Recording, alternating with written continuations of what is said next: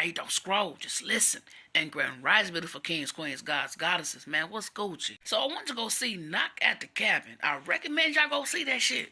But before I tell y'all about that, I told you football is motherfucking. Watch the Eagles win. Then my home ass gonna probably get traded or go to the Chargers. And then for the Falcons, Marcus Mariota probably gonna be a wide receiver.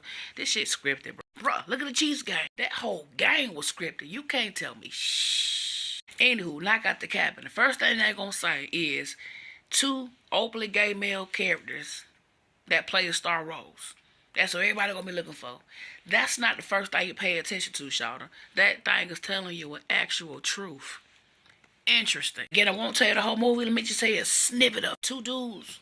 And they adopt the daughter, go to a cabin. This little girl outside playing with little grasshoppers. You know what I'm saying? She notating what she see, how to feed them, what they do, and da da da. This man from the woods just walk up to her, start talking. The fuck? First of all, I'm sitting there like, ain't a motherfucking way in the world. I'm sitting in the woods in the middle of somewhere, collecting shit. And somebody come walk up to me like, hi. Nigga, who? I'm already back in my truck.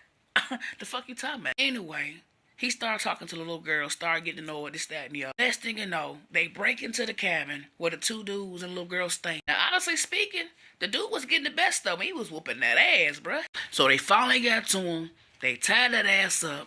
And then they started introducing themselves one by one.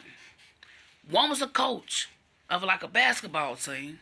One was a cook that worked in a Mexican restaurant that had a son. One was a nurse, melanated woman.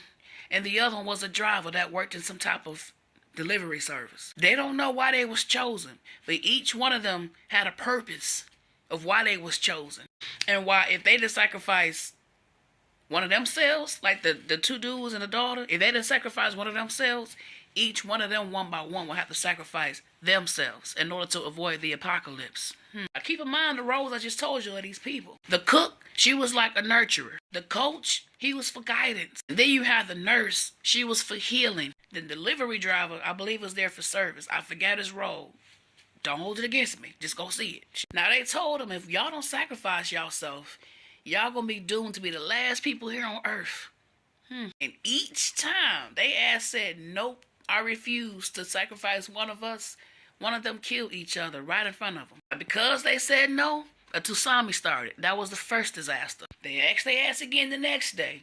You gonna sacrifice yourself? They said hell no. So the cook, she had to go. And the deadly flu virus started. That was the next disaster. Mind you, they all had the same vision why they was led to this cabin. Old boy tried to escape. The nurse said, He get a holster his gun, he shoot. After she sacrificed, planes start crashing out the sky. Next disaster. They still said no. They all represented the four horsemen. Because they still said no. The next thing that happened, wait, go watch it.